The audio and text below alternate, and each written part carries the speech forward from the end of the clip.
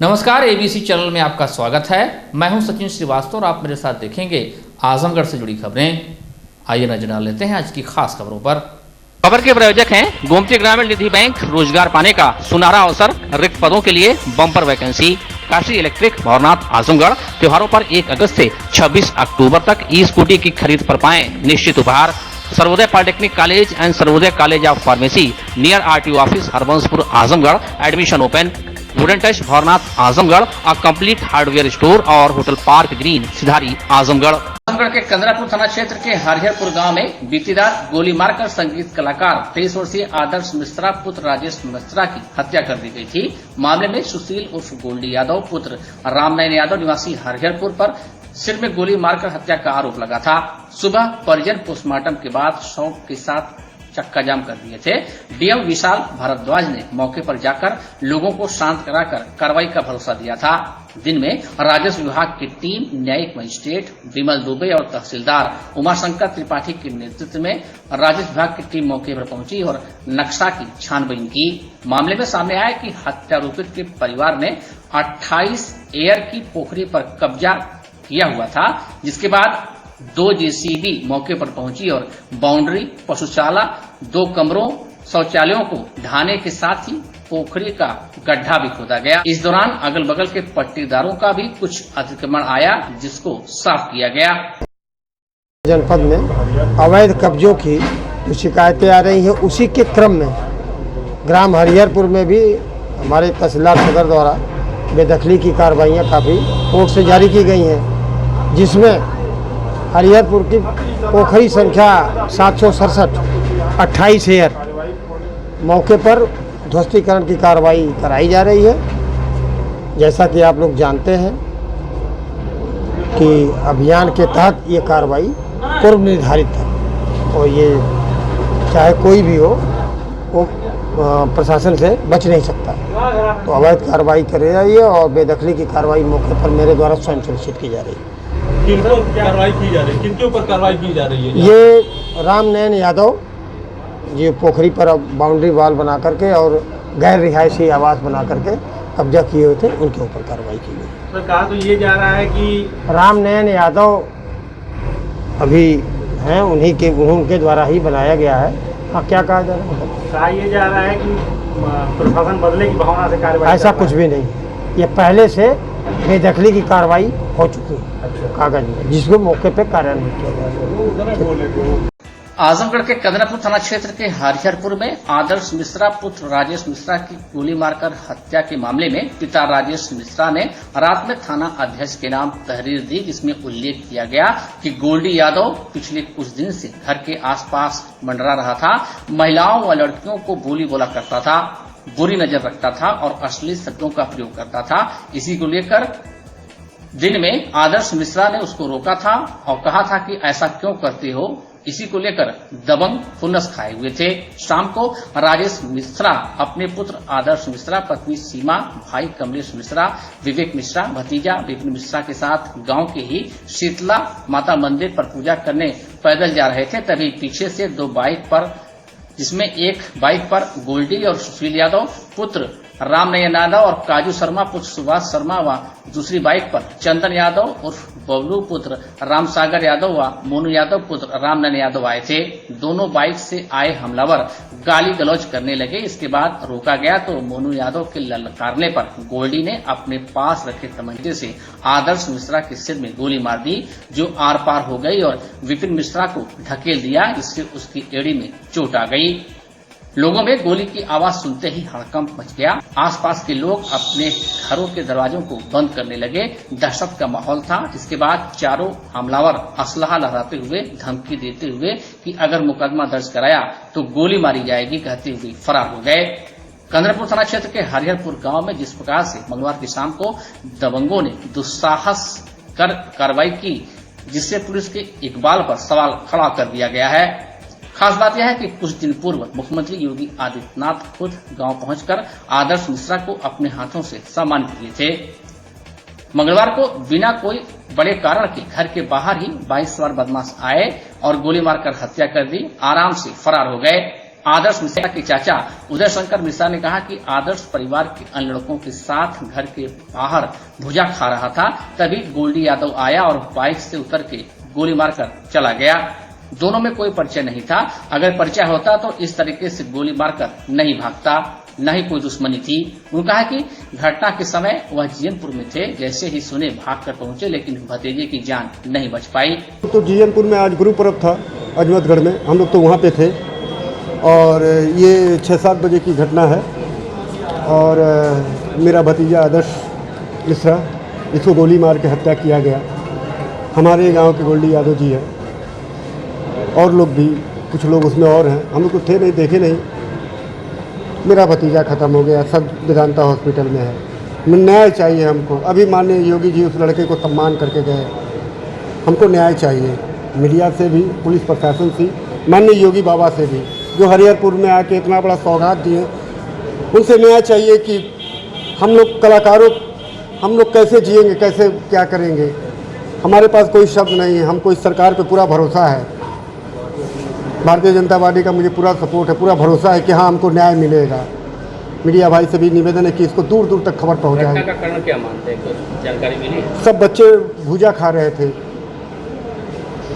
सब बच्चे भुजा खा रहे थे, वो आए सब लड़के और वो सब गोली मार के चले गए। तो दोस्त ही थे उसके, आदर्श के दोस्त थे सब?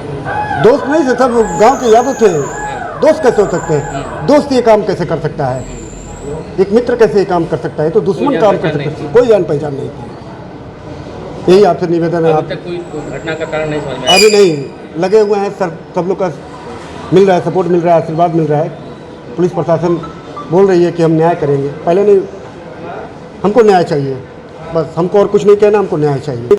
वहीं घटना के बाद डीआईजी अखिलेश कुमार और एसपी अनुराग आर के नेतृत्व में पुलिस टीमें लगातार कार्रवाई में जुटी हुई थी। एसपी ने कहा कि गोल्डी यादव ने सिर में गोली मारकर हत्या की है, तलाश जारी है, ऐसी कड़ी कार्रवाई की जाएगी जो नजीर बनेगी। अंतर्गत हरिहरपुर गांव में लगभग शाम को 7:30 बजे पुलिस को सूचना मिली है कि गांव के ही रहने वाले आदर्श मिश्रा पुत्र राजेश मिश्रा, जिनकी उम्र लगभग 23 साल है, इनके सिर में गोली मार के हत्या कर दी गई है। जिसके द्वारा हत्या की गई है उसका नाम गोल्डी और सुशील यादव पुत्र रामनयन यादव, जो इसी गांव का रहने वाला है। एक अन्य व्यक्ति जो मोटरसाइकिल चला रहा था, इसके बारे में पुलिस को सूचना दी गई है। मौका मुआयना मेरे द्वारा, डीआईजी सर द्वारा किया गया है। परिजनों से वार्ता भी की गई है। ऑलरेडी 2 लोगों को उठा के पुलिस के द्वारा पूछताछ की जा रही है। परिजनों के द्वारा तहरीर लिखी जा रही है। जो भी तहरीर लिखी जाएगी उस पर 302 का मुकदमा पंजीकृत करते हुए गैंगस्टर की कार्रवाई, इनकी जो अवैध संपत्तियाँ हैं उनके जब्तीकरण की कार्रवाई पुलिस के द्वारा और एनएसए की कार्रवाई पर भी विचार किया जाएगा। हम लोग बहुत कठोर कार्रवाई इसमें करेंगे। अभी तक 2 लोगों को हिरासत में लेकर पुलिस के द्वारा पूछताछ की जा रही है और 4 टीमें इसमें गठित की गई हैं सर्व संबंधित की गिरफ्तारी सुनिश्चित करने के लिए।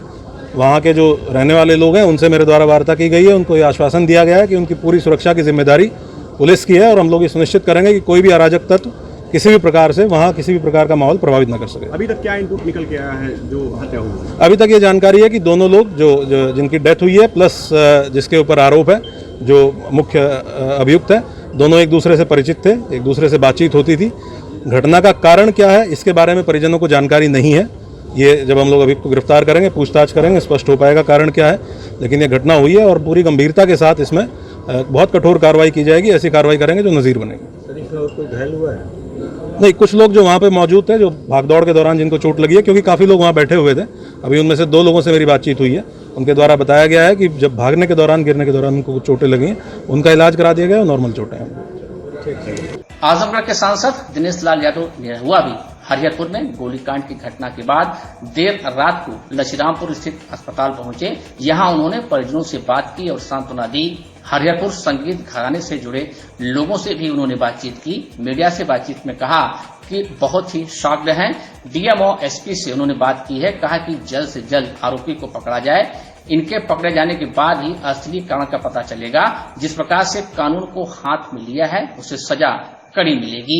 अगर कोई विवाद था या कोई बात थी तो बातचीत से हल हो सकती थी। गांव का ही लड़का था। निरहुआ ने कहा कि फिलहाल वह यही कह सकते हैं कि सबसे पहले आरोपी को पकड़ा जाए और सही कारण का पता चल सके।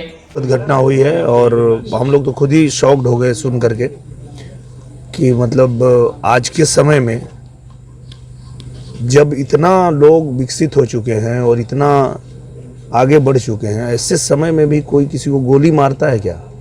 अगर कोई विवाद है, कोई बात का दुख है, तकलीफ है, बात करके सॉल्व हो सकता है कोई भी चीज़। कोई किसी को गोली मार दे, ये तो आज के समय में समझ के ही बाहर है। पर यह है कि एसपी सर को भी और डीएम सर को भी बात हुई मेरी कि आप पहले तुरंत उसको पकड़िए जिसने ये वारदात किया है। पकड़ने के बाद उससे पूछताछ की जाएगी तो ही बात समझ में आएगी कि ऐसा क्यों हुआ। तो पहले तो उनको पकड़ने की आवश्यकता है, उसके बाद ही पता चल पाएगा कि क्या हुआ, क्या था, मामला क्या था, किस वजह से इतनी बड़ी बात हुई। तो हम लोग भी बस इंतज़ार तब तक का कर रहे हैं, देखते हैं कि अभी पकड़े जाने के बाद जब पूछताछ होगी तो जो भी मामला है वो सामने आएगा। अभी कोई मामला परिवार वालों ने आपको नहीं बताया कि क्या कारण हुआ? नहीं, अभी तो जैसे मैं आया तो पता चल रहा है कि वो बैठ के वहाँ पे ऐसे दाना वाना खा रहे थे और गांव का ही लड़का वो भी है, तो वो आया उनको पकड़ के और हिलाने लगा। तो उनको लगा कि गांव का ही आदमी मजाक कर रहा है और फिर इतने में उसने सिर पे सटा के गोली मार दी। तो अब एक ही गांव के रहने वाले दो लोग इतनी बड़ी वारदात कर देते हैं, तो उसके पीछे अब क्या है, जब तक वो पकड़ा नहीं जाएगा, जब तक उससे पूछताछ नहीं होगी, तब तक इसके पीछे मामला क्या है वो तो समझ में नहीं आएगा। कहीं ना कहीं लगता नहीं कि अपराधियों के हौसले बुलंद हैं? नहीं, देखिए ऐसा नहीं कह सकते हैं। अभी जब तक मामला खुलेगा नहीं, जब तक पता चलेगा नहीं कि क्या वजह क्या है, जब तक वजह नहीं पता चलेगी तब तक ऐसा नहीं कह सकते। वजह पता चलने के बाद भी कोई बयान आप दे सकते हैं या मैं दे सकता हूँ। ये कानून व्यवस्था को खुली चुनौती नहीं दी अपराधियों ने? देखिए क्या, वही मैं कह रहा हूँ कि ये जो भी घटना हुई है बहुत दुखद है, बहुत दर्दनाक है, पर इस घटना का कारण क्या है, वो कारण जब तक पता नहीं चलेगा तब तक ना आप कुछ कह सकते हैं ना मैं कुछ कह सकता हूँ। एक बार कारण पता चले तो फिर पता चल सकता है कि भाई ऐसा कोई क्यों करता है या क्यों हुआ। एक बार कारण पता चलने के बाद ही हम भी कोई बयान दे सकते हैं, आप भी कोई बयान दे सकते हैं। कठोर सजा मिलेगी अपराधियों की विषय में? निश्चित रूप से। देखिए क्या है कि कानून किसी को भी हाथ में लेने का कोई हक नहीं है। किसी भी वजह से अगर कोई कानून में हाथ में लेता है तो कोई व्यक्ति हो उसको निश्चित रूप से सजा तो होगी। और ये बात वो आदमी भी जानता होगा जिस आदमी ने वारदात किया है। ऐसा नहीं कि उसको नहीं पता होगा कि अगर वो किसी को गोली मार रहा है तो उसको क्या सजा मिलेगी, क्या वो नहीं जानता होगा, उसको भी पता होगा। अभी इसी युवक को मुख्यमंत्री जी ने सम्मानित भी किया था जब आए थे अपने कार्यक्रम के दौरान। जी, वो उस गांव के कई बच्चों को उन्होंने सम्मानित किया था, उसमें वो भी बच्चा था। और बहुत दुखद है, वही मैं कह रहा हूँ कि ये बहुत ही दुखद है कि आज के समय में कोई किसी को गोली मारता है। तो अब जांच होने दीजिए और एक बार पकड़े जाने के बाद जब उनका बयान आएगा तो समझ में आएगा क्या मतलब। आम आदमी पार्टी ने बुधवार को नेहरू के सभागार में पूर्वांचल कार्यकर्ता सम्मेलन का आयोजन किया, जिसमें मुख्य अतिथि यूपी प्रभारी सांसद संजय सिंह रहे। कार्यकर्ता सम्मेलन प्रांत अध्यक्ष राजेश यादव की नेतृत्व में किया गया। सांसद संजय सिंह ने कार्यकर्ता सम्मेलन को संबोधित करते हुए कहा कि यह प्रांतीय सम्मेलन नवंबर-दिसंबर में होने वाले नगर निगम चुनाव से संबंधित है और उसी की तैयारी के लिए कार्यकर्ता सम्मेलन किया जा रहा है। उन्होंने कहा कि नगर निगम, नगर निकाय और नगर पंचायत के चुनाव में संगठन को मजबूत करने की रणनीति कार्यकर्ताओं को बताई गई है। 8 प्रांतों में कार्यकर्ता सम्मेलन के बाद 11 अक्टूबर को संपूर्ण आजादी का नारा देने वाले लोकनायक जयप्रकाश नारायण की जयंती पर महंगाई के खिलाफ आप पदयात्रा करेगी, जो सरयू अयोध्या से लेकर संगम प्रयागराज तक महंगाई भगाओ, रोजगार बचाओ के नारे के साथ पदयात्रा के रूप में निकाली जाएगी, जो 11 अक्टूबर से शुरू होकर 21 अक्टूबर को समाप्त होगी। संजय सिंह ने देश की परिस्थितियों पर चर्चा करते हुए कहा कि यह दौर पूंजीपतियों का है। उन्होंने कहा कि प्रधानमंत्री नरेंद्र मोदी ने देश की बिजली व्यवस्था, एयरपोर्ट, रेलवे और समस्त सरकारी संस्थान को अडानी के हवाले कर दिया है। वहीं देश की वास्तविक स्थिति बताते हुए संजय सिंह ने कहा कि भारत भुखमरी के मामले में विश्व के 116 देशों में 101 नंबर पर पहुंच चुका है और यह बात पीड़ादायक है। इससे पहले आजमगढ़ के सर्किट हाउस में आयोजित प्रेस वार्ता में आम आदमी पार्टी के राज्यसभा सांसद संजय सिंह ने भाजपा पर जमकर हमला बोला। उन्होंने कहा कि आने वाले निकाय चुनाव में पूरे यूपी में अपने सिंबल पर चुनाव लड़ने जा रहे हैं। इसको लेकर लगातार तैयारियां चल रही हैं। प्रदेश के जिलों में लगातार दौरा किया जा रहा है। यूपी को संगठन की दृष्टि से 8 प्रांतों में बांटा गया है। निकाय चुनाव को लेकर अभियान चलाया जा रहा है। नगर पालिका और नगर पंचायत में मुद्दों को उठाकर काम किया जाएगा। आप नेता ने कहा कि भाजपा अब भारतीय खोखा पार्टी बन चुकी है। भाजपा ने देश में 8 सरकार विधायक खरीद कर बनाई है। आज भाजपा खोखा पार्टी बनकर रह गई है। प्रदेश में कानून व्यवस्था के सवाल पर आप नेता का कहना है कि यदि गुंडे माफिया जेल में होते तो लखीमपुर खीरी जैसे मामले न होते। आज प्रदेश की कानून व्यवस्था ध्वस्त हो चुकी है। स्कूलों की हालत बदतर है, स्कूल जर्जर हैं, दावे बड़े बड़े पर काम कुछ नहीं। यूपी में ट्रांसफर का धंधा चल रहा है।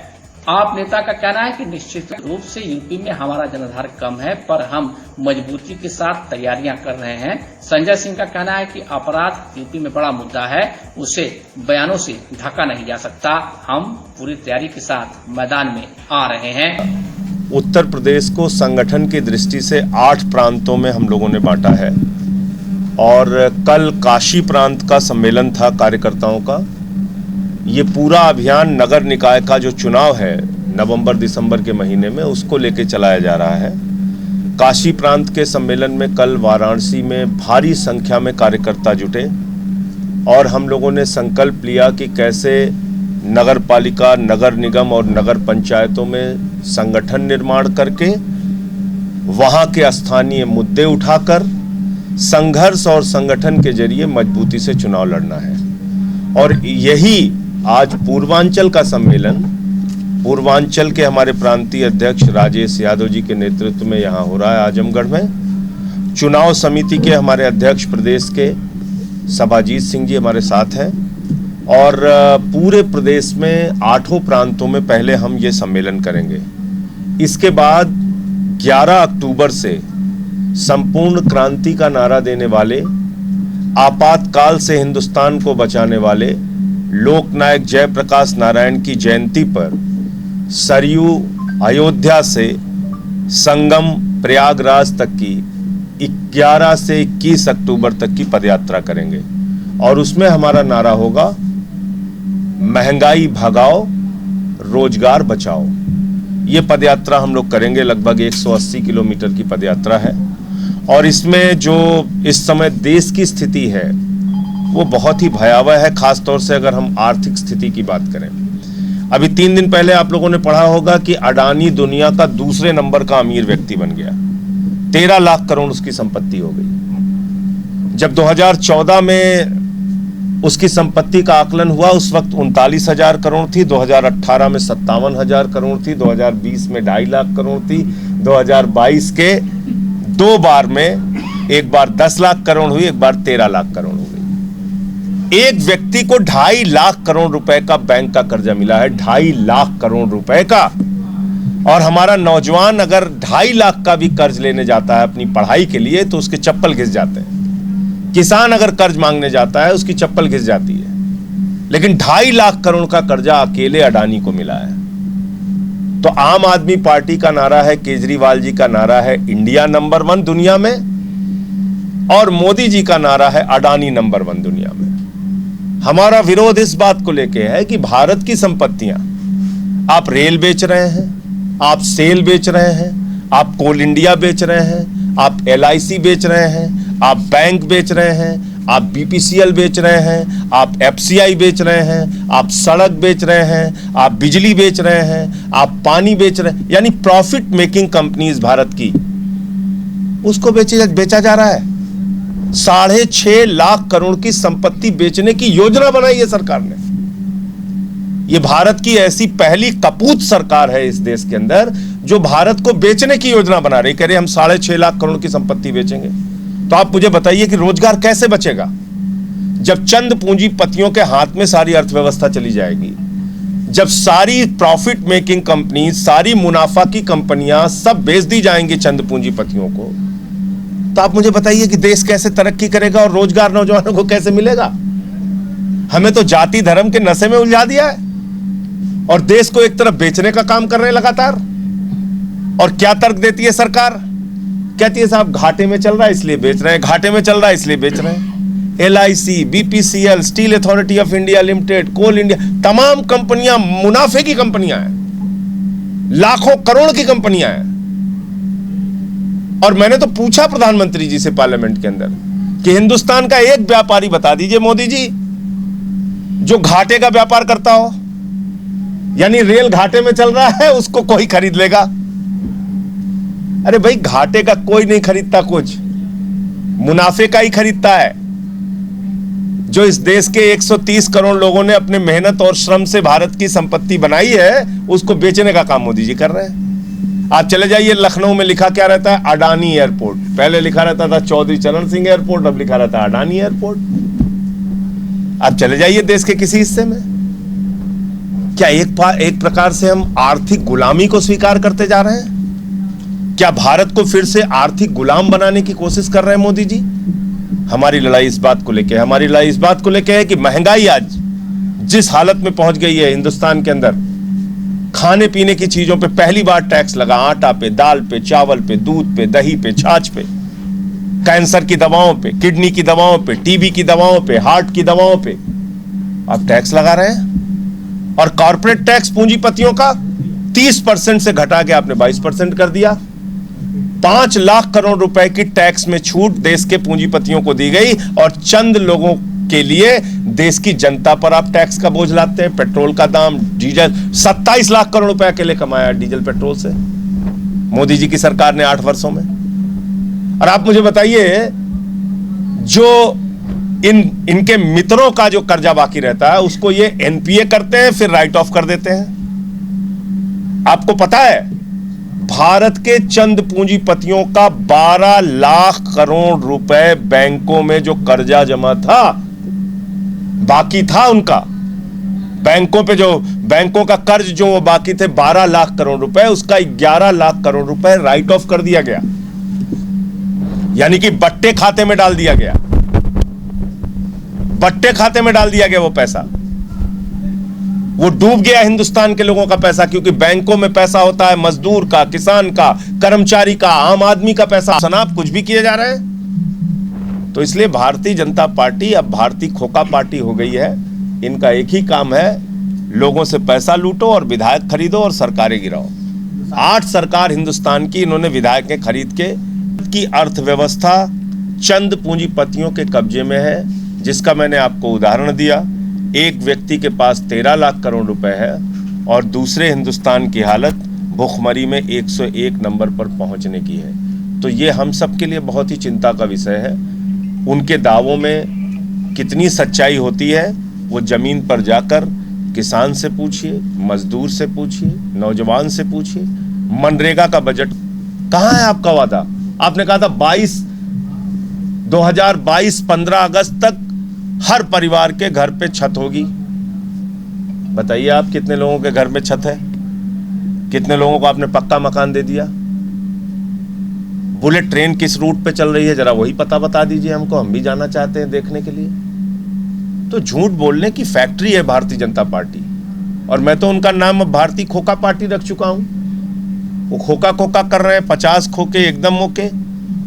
जहां बीजेपी वालों को लोग देखते हैं कहते हैं खोखा जा रहा है, खोखा जा रहा है। ये हालत हो गई। आजमगढ़ जोन के आजमगढ़, मऊ और बलिया के समस्त संविदा कर्मियों के अप्रैल से जुलाई माह तक के ईपीएफओ न जमा होने व हर माह का वेतन को लेकर वादा खिलाफी से आहत विद्युत विभाग के संविदा कर्मियों ने बुधवार से एक बार फिर अनिश्चितकालीन धरना देना शुरू कर दिया है। धरना कर्मियों ने बताया कि आजमगढ़ जोन के समस्त संविदा कर्मियों को अप्रैल माह से जुलाई तक का ईपीएफओ का फंड उनके खाते में नहीं जमा किया गया है और बार बार झूठा आश्वासन दिया जाता है। वहीं दूसरी तरफ वेतन को लेकर भी यह आदेश हुआ है कि समस्त संविदा कर्मियों को हर माह की 7 तारीख तक वेतन भुगतान कर दिया जाए, मगर नहीं होता है तो अशासकीय अभियंता का वेतन रोक दिया जाए, परंतु ऐसा नहीं हुआ। वेतन तो दूर की बात है, ससमय अटेंडेंस व एमबी तक नहीं हो पा रहा है, जिसके चलते हर माह संविदा कर्मियों को बेचारगी का आलाप रोना पड़ता है। ऐसे आदेश पावर कॉर्पोरेशन की तरफ से हर बार किए जाते हैं, लेकिन उसको अमल में नहीं रखा जाता है। काम की आड़ में शोषण किया जाता है। शनिवार को उन्होंने जब धरना शुरू किया था तब उन्हें आश्वासन मिला कि 2-3 दिन में उन्हें वेतन प्राप्त हो जाएगा, जो अब तक नहीं मिला है। मजदूर अध्यक्ष आशीष कुमार पांडे ने बताया कि जब तक उनकी मांगे पूरी नहीं हो जाती तब तक उनका अनिश्चितकालीन धरना चलता रहेगा। पुनः 11 तारीख को मुख्य अभियंता महोदय के द्वारा उच्च अधिकारियों के आश्वासन पर संविदा कर्मियों ने समाप्त किया था कि आप लोगों का वेतन जो है वो 2 से 3 दिवसीय के अंदर आ जाएगा। तो हमने उनको समय दिया था कि आप 15 तारीख तक हमारा वेतन मंगा दीजिए, कोई बात नहीं, हम धरना नहीं करेंगे। लेकिन धीरे धीरे समय बीतता गया और हम लोग पुनः नोटिस डालकर आज 21 तारीख को मुख्य अभियंता कार्यालय पर अपना धरना पुनः चालू कर दिया है। इसमें बहुत सारी मांग है, वादा खिलाफी है। मुख्य अभियंता महोदय के द्वारा यह कहा गया कि हम आपकी मुलाकात जो है वो डायरेक्टर साहब से कराएंगे, वो भी नहीं कराया गया। आपकी मांग को पूरी कराई जाएगी, ईपीएफ का पैसा रुका हुआ, ये सारी मांगे को लेकर हम लोग आज यहाँ पर उपस्थित हुए हैं और ये इतना विशालकाय धरना हो रहा है। ये अनिश्चितकालीन धरना है, जब तक उचित फैसला नहीं आएगा। कंपनी को शुक्रवार का ही फंड मिल चुका है, उसके बावजूद भी कंपनी अब हीला हवाली कर रही है। जो कंपनी विभाग की बात नहीं सुनेगी वह हम कर्मचारियों की क्या बात सुनेगी। ऐसी कंपनियों को विभाग में न देकर हमें विभाग की तरफ से 10,000 दीजिए योगी जी, लेकिन हमारा शोषण मत करवाइए। सगड़ी तहसील क्षेत्र के जीयनपुर कोतवाली पर दशहरा त्योहार को देखते हुए उप जिलाधिकारी की अध्यक्षता में पीस कमेटी की बैठक आयोजित की गई। परंपरा के अनुसार दशहरा त्योहार शांतिपूर्ण व भाईचारे के साथ मनाने की अपील की गई। वहीं सड़क पर प्रतिमा स्थापित न करने व किसी भी कार्यक्रम की सूचना पूर्व में पुलिस को देने, खोया पाया केंद्र बनाने और वॉलेंटियर की सूची दुर्गा पूजा समिति से मांगी गई। दशहरा में यातायात व्यवस्था बनाए रखने के लिए भी बात की गई। वहीं सड़क पर प्रतिमा स्थापित न करने के साथ ही डीजे कम आवाज में बजाने के लिए निर्देशित किया गया। इस दौरान मौजूद सैकड़ों लोगों ने बिजली व्यवस्था की समस्या उठाई, जिसे उपजिलाधिकारी राजीव रतन सिंह ने दूर करने का आश्वासन दिया। क्षेत्राधिकारी सगड़ी अनिल वर्मा ने लोगों से शांतिपूर्वक त्योहार मनाने की अपील की। जीयनपुर कोतवाल यादवेंद्र पांडे ने भरत मिलाप व अन्य कार्यक्रमों की पूर्व से सूचना मांगी, जिससे कि पर्याप्त मात्रा में पुलिस बल की व्यवस्था की जा सके। इस दौरान अनिल मिश्रा, वीरेंद्र यादव उर्फ डब्लू, ज्ञानेंद्र मिश्रा, रामधनी वर्मा, मनीष चौरसिया, नेहाल मेहंदी, अतुल राय, महेंद्र यादव, पप्पू पाठक, डब्लू गुप्ता आदि मौजूद रहे। पूर्वांचल की शान रमा हॉस्पिटल नरोली आजमगढ़ में डॉक्टर अमित सिंह, डॉक्टर खुशबू Singh, doctor Pankaj Sharma, doctor Dheeraj Singh, doctor अंकुर यादव, डॉक्टर शिवा मदान, डॉक्टर धीरज पाटिल, डॉक्टर इर्तिका अली, डॉक्टर तौहीद अहमद और डॉक्टर फराज हनफी दे रहे हैं अपनी सेवाएं। ICU, ICCU, ventilator, blood bank, cath lab, pathology एवं डायलिसिस की सुविधा उपलब्ध। इमरजेंसी सेवा 24 घंटे उपलब्ध। Rama multi speciality hospital and trauma centre Naroli Azamgarh. Hotel park green hydel चौराहा सिधारी आजमगढ़। स्वच्छ और आरामदायक AC and non AC rooms, 24 hour room service, north Indian, south Indian, Chinese, Italian, veg and non veg लजीज और जायकेदार व्यंजन उचित रेट पर उपलब्ध। शादी, विवाह, engagement, marriage anniversary, birthday party के लिए लार्ज बैंक्वेट हॉल, मीटिंग और सेमिनार के लिए कॉन्फ्रेंस हॉल। आपकी खुशियों में लगाए 4 चांद। होटल पार्क ग्रीन हाइडल चौराहा सिधारी आजमगढ़।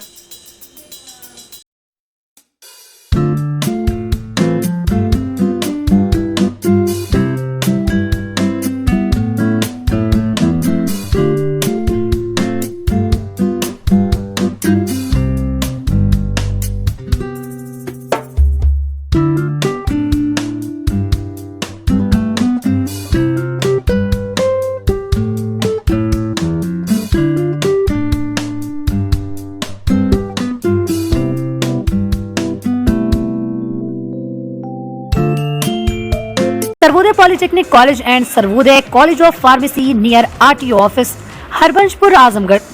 आपके अपने आजमगढ़ शहर में ही बस स्टैंड से मात्र 800 मीटर की दूरी पर संचालित पाठ्यक्रम polytechnic, civil engineering, electrical engineering, mechanical engineering, computer science, pharmacy, D pharma, B pharma. उपलब्ध विशेष सुविधाएं: प्रशिक्षित अध्यापक, अत्याधुनिक लैब, अत्याधुनिक वर्कशॉप, वाईफाई कैंपस, यातायात सुविधा, हॉस्टल सुविधा, कैंपस सिलेक्शन, बोर्ड द्वारा निर्धारित फीस पर प्रवेश, एडमिशन ओपन, सीटें सीमित, जल्दी करें। काशी गोमती ग्रामीण निधि लिमिटेड की नई सौगात। Kashi electric, Shri Gandhi Gurukul inter college Bhawarnath के सामने इलेक्ट्रिक स्कूटी का भव्य शोरूम। पेट्रोल का खर्चा जाइए भूल, तय करिए कम बजट में पोल्यूशन फ्री लंबा सफर। देश में इलेक्ट्रिक स्कूटी की सबसे अनुभवी कंपनी हरियाणा की विनिंग फ्यूल्स मोबिलिटी की स्कूटी में मिलेगा आपको लो speed, high speed scooty, super comfort, sustainable seat के साथ अच्छी लाइटिंग फीचर्स। सुनहरा अवसर, खरीदें ई स्कूटी और पाएं निश्चित उपहार। ई स्कूटी की अपार सफलता के बाद electric bike. Wooden touch Bhanwarnath Azamgarh, a complete hardware store. हमारे यहाँ branded plywood, flush door, designer door, PVC door, formica, fancy hardware, kitchen की चिमनी एवं मॉड्यूलर किचन की एक्सक्लूसिव रेंज उपलब्ध। अपने आशियाने में लगाइए 4 चांद, पहुंचिए वुडन टच भंवरनाथ आजमगढ़।